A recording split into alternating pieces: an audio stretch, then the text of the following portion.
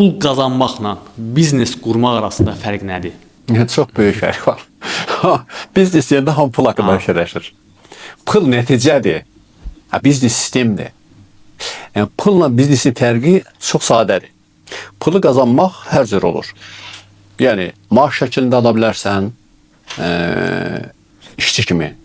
Oğurluq eləyib pul qazana bilərsən, aqrabət eləyərsən birin, pulun əlindən ala bilərsən, aldadıb ala bilərsən pulu. Vasitələrə bax, çoxdur. Bu da pul qazanmağın bir yoludur. Amma biz həqiqi biznesdən danışırıq. O zaman pul önəmli olmur. Pul nəticə kimi olmalıdır. Biznes sənin düşüncələrin yaratdığı bir sistemdir. Sistem işləyir, sən olmayanda da o pul gətirir. Amma pul qazanmaq, öncə dediyim şeylər, sən olmayanda pul yoxdur. Sən işə getmirsən, pul gəlmir. Sən oğurluq eləmirsən, pul gəlmir. Sən aldatmırsansa, pul gəlmir. Sən yoxsansa, pul da yoxdur.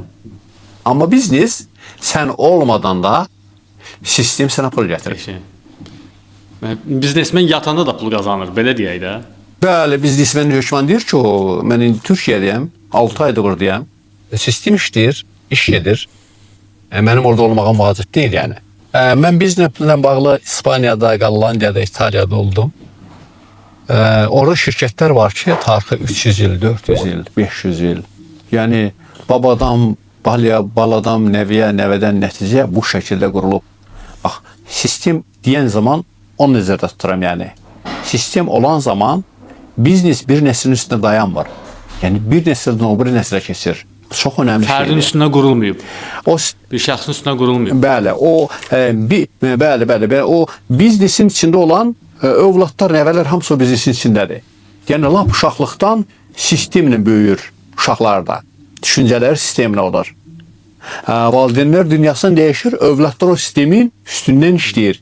Yəni, sistem onları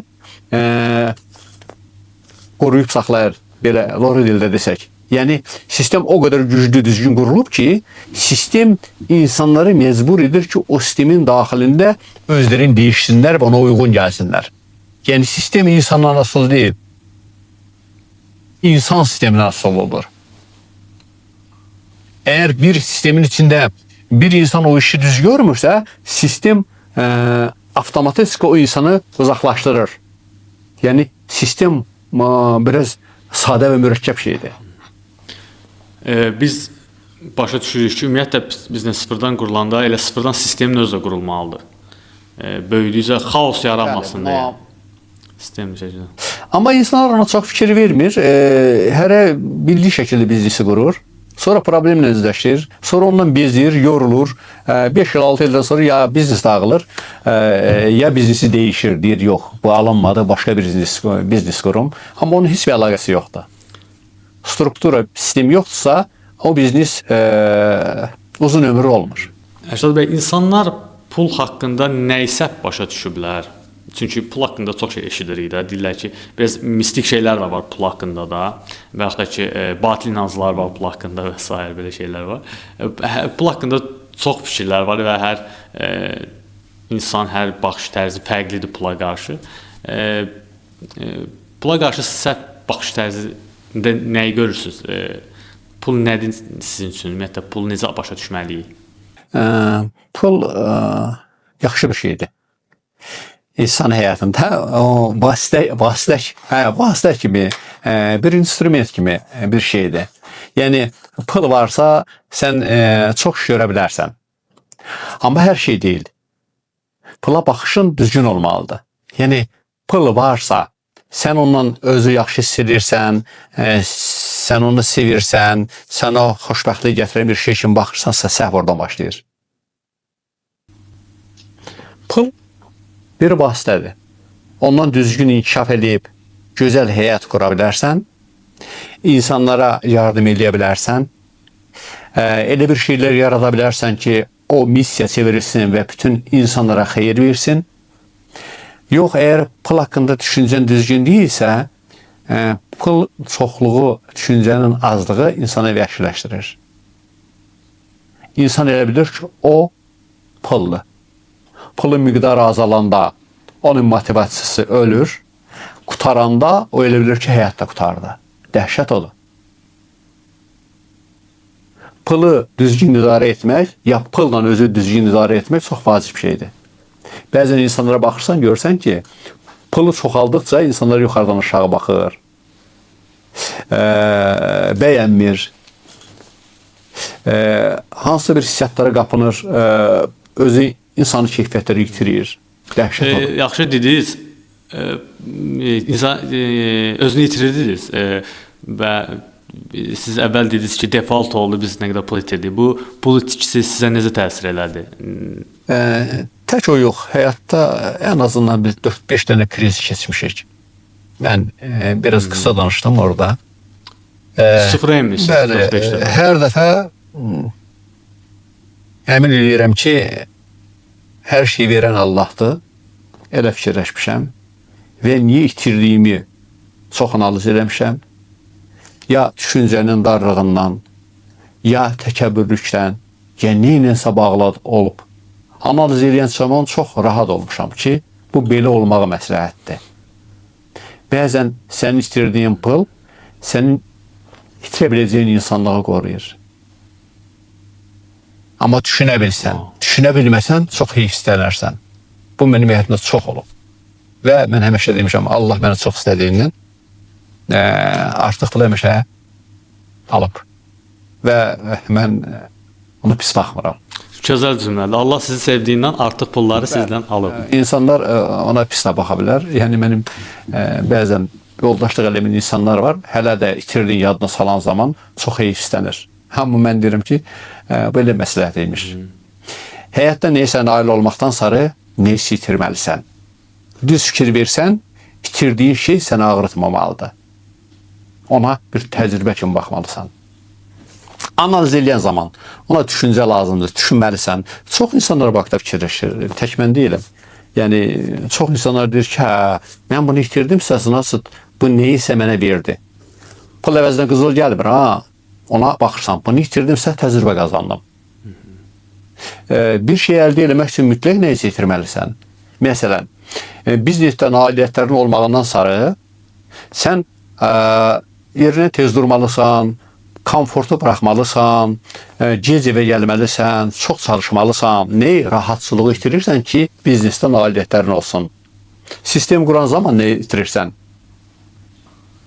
Qurana kimi çox şey itirirsən. Qurandan sonra bir şey itirmirsən. Əşad bəy, sıfırdan biznesə başlayan Azərbaycanda gənclər var, hansı ki öz peşələrini atırlar, öz sahələrindən uzaqlaşırlar, əllərində olan, məsəl üçün, maşını varsa satır, onu kapitala çevirir, filan və s. və risklər eləyirlər. Sizin ümumiyyətlə bu risklər haqqında fikriniz nədir? Yəni, dəyərmi eləməyə? Yoxsa balaca xırda-xırda başlamalıdırlar? Bu necədir bunun? Düsturu nədir bunun? Əlbəttə, Babək müəllim, böyük biznesmenlərin böyük riskləri var. Kiçik biznesin kiçik riski. Riskin özünü etmək özü riskdir. Riski etməmək də o da bir riskdir. Amma biri nailiyyətə gətirir, biri sıfırda qalır. Mən buna belə qiymət verə bilərdim. Bir var düşünülmüş ağıllı risk, bir də düşünülməmiş kobud risk. Atalarım söz var, deyir, 100 ölç, bir biç. Eğer senin bir şeyde şüphen varsa ki bu alınır yoksa alınmaz, sen onun hakkında düşünmek mecburiyetindəsə, ne vaxt sana aydınlıq gəlir ki, hər tərəfli ölçdün, biçdin ki, bunu etsən bu nəticə olar. Orada addım atıp ona deyirlər risk, düşünülmüş risk. Bir de var, birine bakırsan o işi görür, sen de əfəsə düşürsən, heç şeyi ölçüb biçməmiş, əlində 5 manatını aparıb 15 manatlıq iş görmək istəyirsən. Bu düşünülməmiş riskdir. Apardın, batırdın. Bu düşünülmüş risk, önce dedim, sıfırdan biznesi başlayan adam, heç nəyi yoxdur, kapitalı yoxdur, risk eləmə şansı da yoxdur, gedir öğrenir, sonra risk eləyir, biznesini qurur. Amma sənin kapitalın var, deyək, risk eləmək istəyirsən, amma işi bilmirsən. Ged işi öğren, risk eləmə, avam risk eləmə.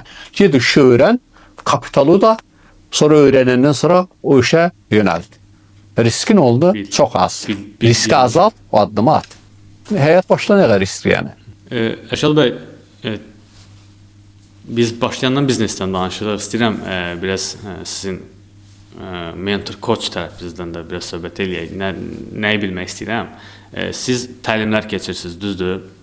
Azərbaycanda da təlimləriniz var da, yoxsa yalnız Hələ təzə başlamışıq, haqda məlumatımız olacaq. İnşallah, inşallah. Seminarlar keçirilir, amma massalı yox, onlayn üstündən. Onunla.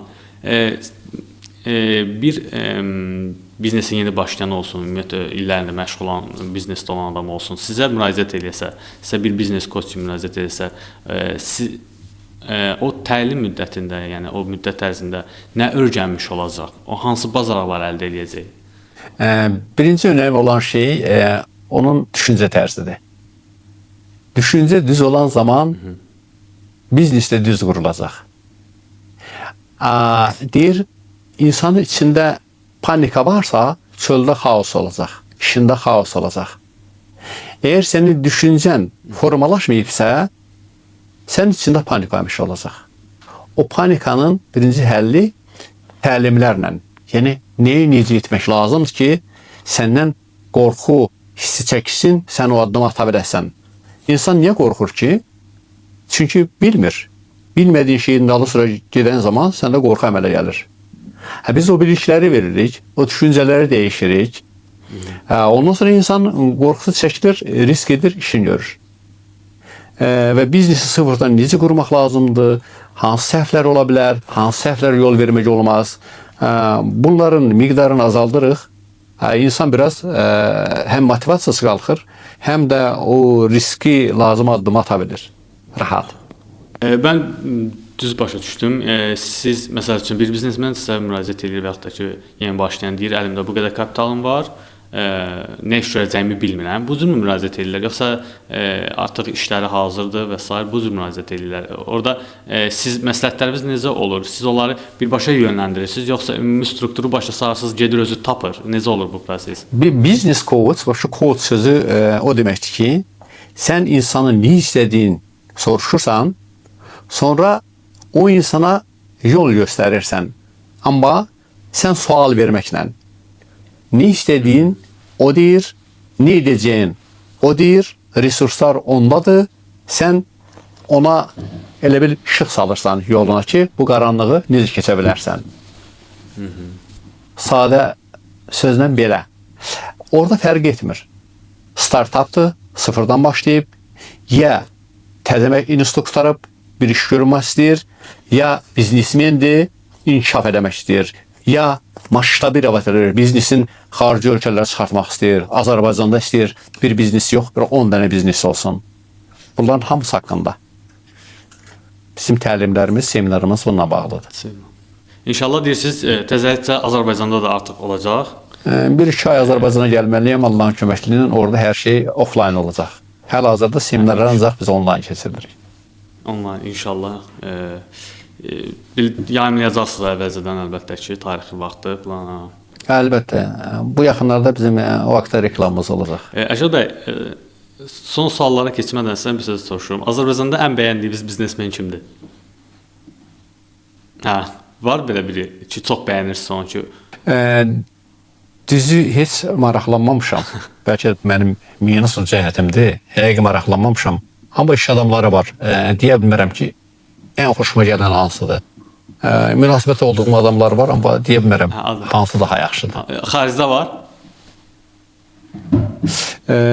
Dünya miqyaslı ola bilər. Məsələn, Rusiyada, Türkiyədə indi oradasınız.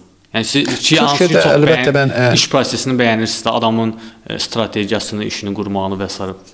Məsələn, Türkiyədə lider kampaniyası var. Biz onunla 20 ildir çalışırıq. Baykal adında birisi. Böyük iş adamıdır. Deməli, bir nömrəli demək olar ki, tanıdığım adamdır. Böyük iş adamıdır. İnşallah gənclərimiz bu podkastdan az da olsa nələrsə öyrənməyə çalışacaqlar və düşünürəm ki, məhsullar oldu, çox məhsullar oldu. Ümumiyyətlə auditoriyam da bilir. Biz ilk dəfə idi bir biznesmenlə podkast eləyirik, söhbət eləyirik. Mənə çox xoş oldu. Çünki şəxsi inkişaf deyəndə ağla gələn 3-5 şey varsa, onlardan biri də biznesdir. İndi də əvvəllər indi biraz azalsa da trend idi. Satış, Amazon üzərindən satış və yaxud da ki, startaplar falan. Çünki artıq işçilər nə edirdi? Aldıqları maaşa qaynı olmamaqla qalmırdılar, gedirdilər, evlərini, işlərini satırdılar, startaplar, layihələr. Məsələn, mən özüm IT mütəxəssisi olaraq onu görürdüm. Xaricdə olurdu bu cür şeylər ki, onlar kiminsə yanında işləməkdən daha çox öz startaplarına 3 il, 5 il verirdilər, yemirdilər, içmirdilər, əziyyət və axırda bu bir trend oldu və biznes bir həyat tərzidir düşünürəm. Biznes sizlə biz podkastdan kənar bir dəfə söhbət edəndə bir gözəl söz dediniz. Dediniz ki, biznes mənim övladımdır.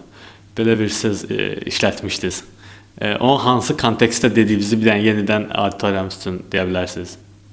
İş adamları yəqin hamısı bunu keçib, sahibkarlar. Gənc nəsil də hansı ki biznesə başlayacaq, ya startapdır indi, onu daha özündə hiss eləməlidir. Şəxsən öz təcrübəmdən deyirəm, biznesi quran adam sıfırdan başlayır, heç nə yoxdur, deyək azımız kapitalı var, gecəsinin gündüzün həsr eləyir bu işi qurmağa. Lap kiçik bir işdən başlayır, sıfırdan başlayır da hər şey. Böyük biznes sıfırdan başlayır. O atalar demişkən 1000 kilometr yol bir addımla başladığı kimi. Biznesdə hamısı elə başlayır. Tarixə baxsaz, deyək, bizim güclü biznesmenlər var Rusiyada, adını çəkmədim. Igor Rybakov, məsələn, Sergey Galitski, Magnit kompaniyasının sahibi. Bunlar sıfırdan başlayan biznesmenlərdir. Onlarla da mən söhbət eləmişəm bu haqda. Söhbət nədən gedir yəni? Biznesi yaradan adam öz övladı kimi ona baxar. Necə ana övladı dünyaya gətirəndən sonra nə qədər sevirsə, gecələr necə yata bilmirsə, onun şərrinə necə dözürsə, biznesmen üçün də yaratdığı biznes öz övladıdır. Orada hansı proses gedirsə, hansı problemlər varsa, onun tamamilə ürəyinə təsir edir. O qədər təsirlidir. Daha ailədə mənim həyat yoldaşım mənim biznesimi mənim kimi sevə bilməz. Çünki onu mən yaratmışam. Pis çıxmasını mən doğmuşam. Bu belədir. Ona görə onun acısı, yaxşısı, pisi hamısı mənim. Ərşad bəy, son olaraq bütün qonaqlara verdiyim sualla davam eləmək istəyirəm. İzləyənlərə məsləhət görə biləcəyiniz 3 ən yaxşı kitab hansıdır? Hal-hazırda mənim oxuduğum kitabı deyə bilərəm. Birincisi çox önəmlidir. Sistemli düşüncə, sistemli müşleniyadır. Rus dilində kitab, bilmirəm Azərbaycanda tərcüməsi var yoxsa yox. Peter Senge yazıb, çox gözəl kitabdır. Yəni o kitabı oxuyub dərk edib başa düşsə, insan həyatında demək olar ki, hər şey sistem şəklinə düşür. Hal-hazırda bizim işçilərlə keçirdiyimiz bütün seminarlar, o deyirəm, öndə gedən komandanın üzvləri o kitabla üzərindən öyrənirik. İkinci kitab ola bilər ki, İshak Aydizis'in belə bir Sikl Razvitya kompaniyanın inkişaf skili bir kitab var. Çox gözəl kitabdır. Bir də İshak Aydizis avtor odur. Sikl Razvitya kompaniya. Azərbaycanda yəqin ki, kompaniyanın inkişaf skili. İnkişaf. Üçüncü kitabda yəqin ki, Tony Robbinson'ın səhv eləmirəmsə kitabın adı Probudisi без Spalino. Belə bir kitab. Onda yəqin ki, təcrübəsi olar, tərcüməsi olar. Bunlar hamısı biznesə aiddir. Amma ədəbiyyatdan əlbəttə ki, bizim gözəl Nəsiminin, Füzulinin, Nizami Gəncəvinin, Rusların Lev Tolstoyu ədəbiyyatda çox məşhurdur və çox oxunan həyatı kitablardır yəni onlar. Oxuyursunuz ədəbiyyatı? Olur. Boş vaxtımda çalışıram, oxuyum. Bilirəm, Ömər Xəyyam Azərbaycanda sevilmir, amma Ömər Xəyyamın şiirlərində çox dərin müdriklik var. Çox dərin müdriklik var. Dünya səviyyəsində yəni yazılan bir şeydir. Yəni bilmirəm Azərbaycan nə qədər ana qulaq asırlar, oxuyurlar, amma çox güclü mahiyyət, dərya var orada yəni. Oxuduqca, bilmirəm onu əlbəttə çox şeirini dəyişiblər, onun adına bağlayıblar. Dünya miqyaslı bir yazan adam olduğu üçün onun şeirlərinə uyğun şeirlər yazıblar Sovetlər dövründə ki, məsələn, içki ilə bağlı, nə bilim, qadınla bağlı belə şeylərin çoxu heç ona aiddir. Məsələn, ChatGPT-də yazırsan, İskусственный intellekt Ömər Xəyyamın deyir, akazıysa. Amma onun adına yazırlar. Onun çox şeylər yazılır. Onun stilində yazıb, onu oxşamaq istəyiblər. Amma Ömər Xəyyaman deyir. Belə. Son olaraq Ərşad bəy, təsəvvür edin ki, sizə bir mikrofon verirlər və bütün Azərbaycan sizi dinləyir. Bir şey deyəcəksiniz, bir cümlə deyəcəksiniz və bütün Azərbaycan buna riayət eləyəcək. Bu nə olardı? Çox çətin sualdır. Biz gözəl millətik, həqiqətən. İşgüzar millətik. Bizim tariximiz var. İstəyərdim ki, bizim millətimiz biraz düşüncələrinə diqqətlə yanaşsınlar. Biz ona qadir millətik. Amma onu oxumadan, bilmədən həyatı gözəl qurmaq olmur. Mən istəyərdim ki, bizim millət düşüncələrinə diqqət edib daha gözəl həyat qursunlar. Dünyada tanısınlar. Bizim hər şeyimiz var. Və biz dünyada ancaq öz intellektimizlə, mədəniyyətimizlə, davranışımızla daha önə çıxa bilərik. O daha xoş olardı yəni. Təşəkkür edirəm Ərşad bəy. Möhtəşəm. İnşallah bu da bizim üçüncü son hissəmiz oldu. Kiksi dinləyən izləyicilərimiz Ərşad bəydən inşallah bir kitab hədiyyəsi gələr Ərşad bəy dinləyicilərə. Azərbaycana gələndə Dokasay onu deyirik. Mütləq Ərşad bəydən də bir kitab hədiyyəsi sözünü aldıq. Qonaqlarından alıram hamısından. Mənim o zatım da mütləq olar. Sizin inşallah gələndə. Mən də sizə təşəkkür edirəm Babək müəllim. Xoşdur. Sizin verdiyiniz suallar çox önəmlidir. Bilmirəm nə qədər cavab verə bildim. Bəzi sözləri məncə rus dilində dedim. Qəbahət bilməsinlər, tənqid eləməsinlər. Yəni 38 ildir mən Rusiyada yaşayıram, səhv eləmirəmsə. Bəzi sözləri unutmuşam, çalışıram öyrənəm.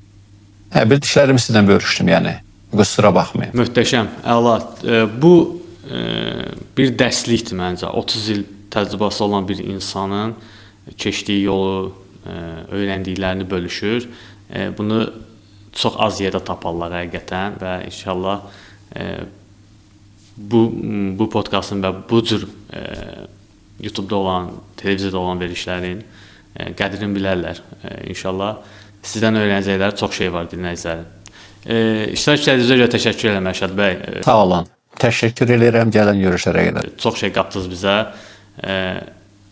Bizi izləməyi unutmayın. Şərh yazın, like edin. Təşəkkür edirəm.